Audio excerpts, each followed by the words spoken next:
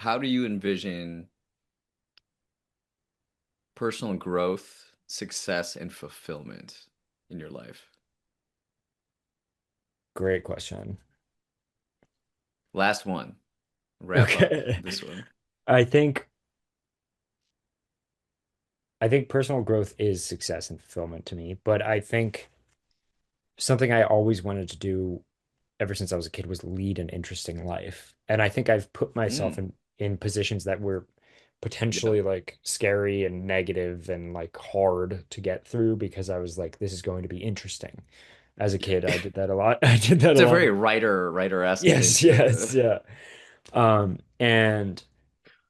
and so, like, so in some ways it feels like I've lived my life like an anthropologist testing on myself in some ways of yeah. like here's or a scientist experimenting on myself and seeing what will happen. Um, and I think that practice needs to go away a little bit because it's like I think as Okay. I have less ability to like just endure, well, I guess maybe more, but like I have less interest in like throwing myself in like potentially negative situations. But I think the the striving towards an interesting life to me has meant consistently every time that I think I have an idea about how the world works, I find it flipped and it's wrong because I put myself Mm, in a scenario where I find myself in a completely different context where I hadn't thought of something in the way that I'm thinking about it now. And I think living a life where I'm continuing to see um, a consistent shift in perspective where I'm never truly able to feel entirely comfortable thinking I know much about the world, I think would be a beautiful life because I think at the end of that life, I would think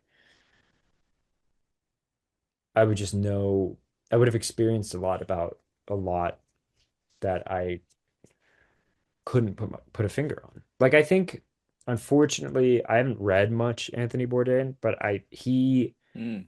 he strikes me as somebody who really was curious. And I think curiosity is a beautiful thing. Um, I think it's the most important thing to me. So a life full of curiosity would be successful to me. Um, and if I feel like I can inspire others to be curious as well, that would be beautiful. But what about you? Mm.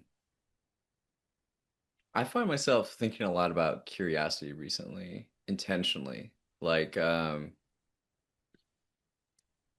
one of my near-death experiences was in 2018, and that really like propelled me on like a self-development journey. And I had no map. I just followed curiosity. It's like, what am I curious about? Follow that. And in terms, that's really when I like started reading because I wasn't much of a reader before this. And this was like 2018, but it wasn't like read these 20 books. Read these 20 books and change Yeah. your life kind of thing. It was like, what am I curious about? And then I would read about that. And then I would read about that. And I um, had a membership at the Art Institute of Chicago. And since then, I've gone over 600 times, I would say. Wow.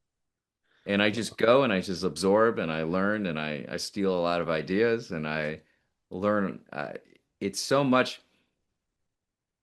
What I've learned is that art museums are essentially like idea museums, Yeah. and you see it throughout history, and they're just ideas are expressed in different forms. Um, and I feel very connected to the human story. Like see this story, and it's, um, and the artists feel very much alive to me, even though most of them are dead. And I feel like this um, responsibility in a way to like carry the human story on